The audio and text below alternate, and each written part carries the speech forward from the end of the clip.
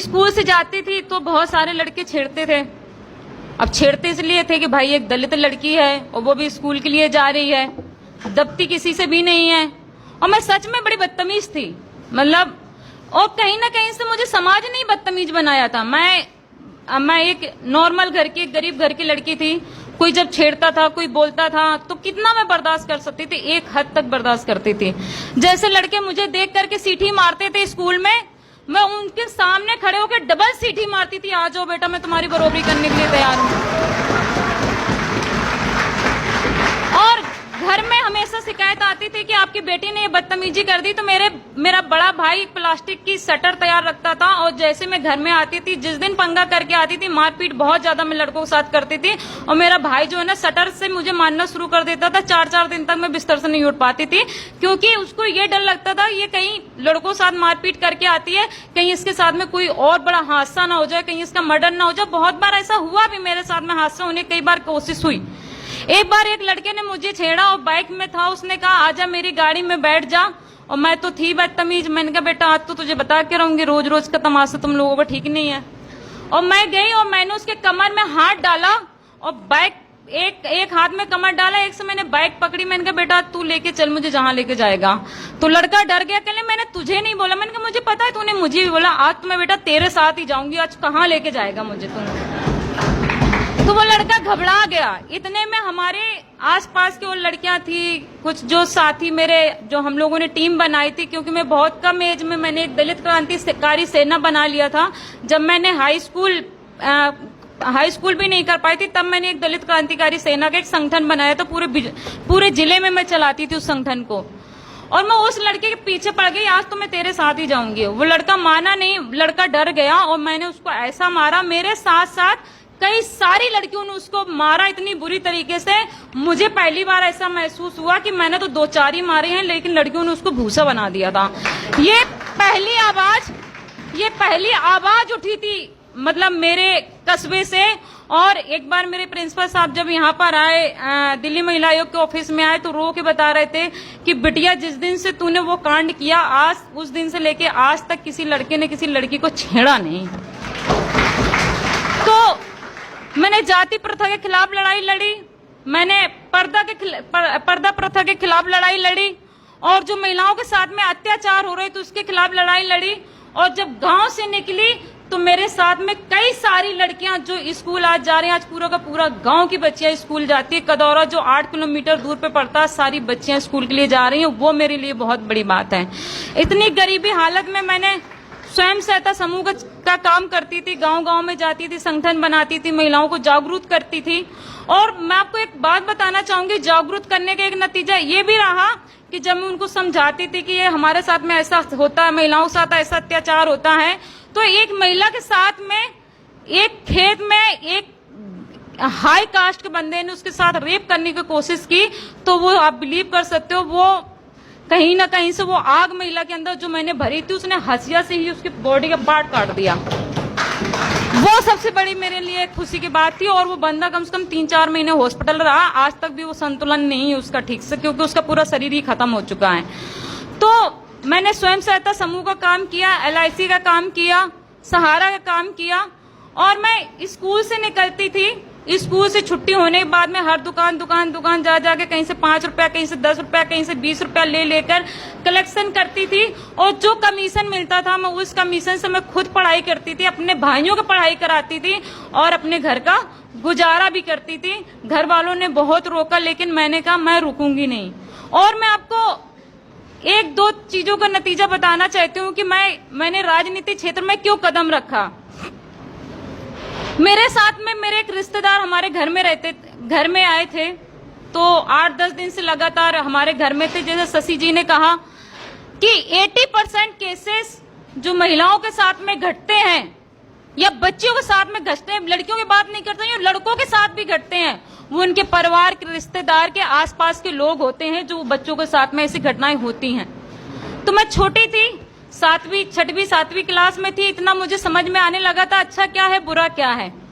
तो मुझे वो बंदा अच्छा नहीं लगता था, तो मैं अपनी मम्मी से बोलती थी मम्मी आप ना इसको घर से बाहर इसको हटा दो, मुझे अच्छा नहीं लगता ये आदमी, आप इसको बोलो कि ये यहाँ से जाए। तो मम्मी बोलती थी नहीं नहीं, तुम्हें ऐसा लगता है कि तुम्हें चूल्हे में 4-5 रोटी और एक्स्ट्रा बनानी पड़ती है, इसलिए तुम ऐसा बोलती हो। और एक दिन नतीजा ये हुआ कि मैं सो रही थी और सारे लोग एक साथ में सो रहे थे, मैं किनारे में सो रही थी। वो बंदा मेरे पास आया, मुझे बुरी तरीके से चपेट लिया, मेरे मुंह से मुंह लगाया हुआ था और मैं चिल्लाने लगी। और मैंने अपनी माँ से बोला कि ये मेरे साथ गलत करने की कोशिश कर रहा था। मेरी माँ ने बोला कि अपनी आवाज यहीं दबा दे। ये हकीकत है और ये ऐसा होता है कि अगर लड़की आवाज उठाएगी या हमने अपनी लड़की की आवाज उठाई तो हो सकता है कि इसका रिश्ता ना हो, इसकी शादी ना हो। और मैंने पूरी कोशिश की, नहीं मम्मी बहुत गलत हुआ है, ऐसा नहीं होना चाहिए और इसके साथ में एक्शन होना चाहिए। कोर्ट कचहरी मुझे पता नहीं था, लेकिन मेरी माँ ने बोला और उसने बोला ये तो मेरी बहन की जैसी, मैं ऐसा कैसे कर सकता हूँ इसके साथ में, मैंने तो इसके साथ ऐसा कुछ किया ही नहीं है। और वो उस बात को पलट गया। मेरे लिए वो सबसे बड़ा शॉकिंग न्यूज था। 7-8 महीने मैं ट्रॉमा से गुजरी। एक गांव में और भी ऐसे ही एक बड़ा आदमी था, हमारे गांव में आता जाता था, उसने भी एक बार मेरे शरीर पे हाथ लगाया और बुरी तरीके से लगाया। तब भी मैंने अपने माँ को बोला माँ इसने मेरे साथ ऐसा किया है और मैं तो हंगामा मचाऊंगी पूरे गांव में। तो मेरी माँ ने बोला आवाज बंद कर दे, नहीं तो हम इनके यहाँ पे मजदूरी करने जाते हैं, हमारी मजदूरी नहीं होगी, कल के लिए तेरा रिश्ता नहीं होगा और बहुत प्रॉब्लम क्रिएट हो जाएगी, तेरे भाई और बाप को मार दिया जाएगा जान से। तो बिलीव नहीं करोगे मैं इतना ज्यादा डिप्रेशन में चली गई कि 7-8 महीने बाद एक बार मेरी माँ ने मेरे से कुछ बोला तो मैंने अपनी माँ के ऊपर अटैक कर दिया और बुरी तरीके से मैंने माँ को मारा अपने। तो मैं आपसे ये कहना चाहती हूँ कि अगर आपके बच्चे उदास हैं, बात नहीं कर रहे हैं, अगर उनके साथ में कोई घटना होती है तो कहीं ना कहीं से माँ बाप भी उसके जिम्मेदार होते हैं। माँ बाप खुल के बात नहीं करते बच्चे से। स्कूलों में देखा होगा आपने, अपने घर परिवार में देखा होगा, अगर बच्चा स्कूल से आ रहा है, पढ़ाई नहीं कर रहा सही से, अगर बच्चा टेंशन में है, बात नहीं कर रहा, खेल नहीं रहा है, तो माँ बाप का कर्तव्य होता है कि उससे खुल के बात करें और उनसे एक तरीके से दोस्ती जैसा रिश्ता कायम करें कि अगर आपके साथ में कुछ ऐसा होता है, कोई चॉकलेट देता है, कोई आपको अकेले जगह में अगर आपको लेके जाता है तो आपको उस बात को अपने माँ बाप को बताना है। लेकिन माँ बाप क्या करते हैं कि बच्चों से रिश्ता बहुत दूर बना लेते हैं। बच्चों के साथ में, छोटे छोटे बच्चों के साथ में रेप होता है दिल्ली जैसी जगह पे। लड़की के साथ में एक बार रेप होता है लेकिन समाज उसका बार बार रेप करता है और ये बात हकीकत है। जब वो कोर्ट में जाती है उससे पूछा जाता है कि तुम्हारे कहां पर हाथ रखा गया था, तुम्हारे कपड़े कहां पर थे, तुम किस स्थिति में थी, और बार बार उसका कोर्ट के अंदर रेप होता है। बात की लड़की खुद बोलती है कि मुझे केस लड़ना ही नहीं है, मैं अपना केस को वापस ले रही हूँ, मुझे नहीं चाहिए न्याय। और वो लड़की अपना केस खुद ही वापस ले लेती है। वो लड़की अपना केस नहीं लड़ती है, मना कर देती है कि मुझे ये केस नहीं लड़ना है। मैं आपको बताना चाहूंगी कि एक 8 महीने की बच्ची थी दिल्ली में, 7-8 महीने पहले की बात है। 8 महीने की बच्ची जो माँ नहीं बोल सकती, बाप पापा नहीं बोल सकती, उस बच्चे के सगे ताऊ के बेटे ने उसको गोद में लिया और गोद में लेकर के छत के ऊपर लेके चला गया। सबको लगा कि भाई खिलाने गया, भाई ये तो खिला ही रहा होगा बच्ची को, और छत के ऊपर लेके गया। जिसकी उम्र 35 से 36 साल की थी और बच्ची की उम्र 8 महीने की थी और उस आदमी के खुद के बच्चे 12-12, 13-13 साल के थे। उस आदमी ने बच्ची के साथ में रेप किया और वो बच्ची का पूरा शरीर खत्म हो गया। बच्ची 4-5 महीने हॉस्पिटल के अंदर रही और बच्ची लास्ट में मर गई। ये परिवार की घटना बता रही हूँ। तो इसलिए मैं आपसे कहना चाहती हूँ कि जागरूक होने की बहुत ज्यादा जरूरत है। लेकिन मैं आपसे कहना चाहती हूँ कि हर क्षेत्र में लोग कहते हैं कि महिलाओं ने तरक्की की है, अच्छी बात है और तरक्की करना चाहिए, और हर क्षेत्र में कहते हैं कि एनजीओ ने महिलाओं के लिए किया, ये किया, रिजर्वेशन ये मिला है, ये ऐसा हुआ वैसा हुआ, सब कुछ ठीक है। लेकिन मैं आपसे ये कहना चाहती हूँ, वो किसी भी धर्म की हो या किसी भी जाति की हो, डॉक्टर भीमराव अंबेडकर जी ने, अगर आज मैं यहाँ पर बोल रही हूँ तो शायद कहीं ना कहीं डॉक्टर भीमराव अंबेडकर की देन है जो मैं यहाँ पर आज बोल रही हूँ। और उस चीज को हमें भूलना नहीं चाहिए कि डॉक्टर भीमराव अंबेडकर के रिजर्वेशन की वजह से आज हम यहाँ पर हैं। लोग कहते हैं कि रिजर्वेशन महिलाओं को बराबर का होना चाहिए, लेकिन कितनी पार्टी हैं जो अपने पार्टी के अंदर जब टिकट की बात आती है तो अगर 200 सीट अगर होती है तो उसमें से 2-4 महिलाओं को ही टिकट दिया जाता है। आज कितनी महिलाएं पार्लियामेंट की हैं? मेरे ख्याल से जिस दिन 50% महिलाएं पार्लियामेंट के अंदर पहुंच गई तो महिला सशक्तिकरण खुद ही अपने आप ऊपर उठ जाएगा। हर जगह पर जरूरत है महिलाओं को आगे जाने के लिए।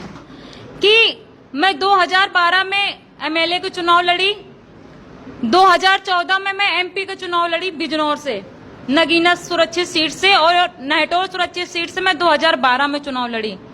जब मैं चुनाव लड़ती थी, आंदोलन करती थी, कई कई महीने में जेल के अंदर रह के आई। एक बार परियार जी का आंदोलन कर रही थी तो उसमें बहुत सारे अधिकारियों ने मुझे काफी हाथापाई हुई, मैंने भी हाथ उठाया अधिकारियों के ऊपर, और मुझे लेडीज पुलिस की जगह जेंट्स पुलिस ने मारा, और इतना मारा कि मरा हुआ मुझे छोड़ के आ गए। मैं 2-2, 3-3 महीने तक आंदोलन को लेकर के जेल में रहती रही।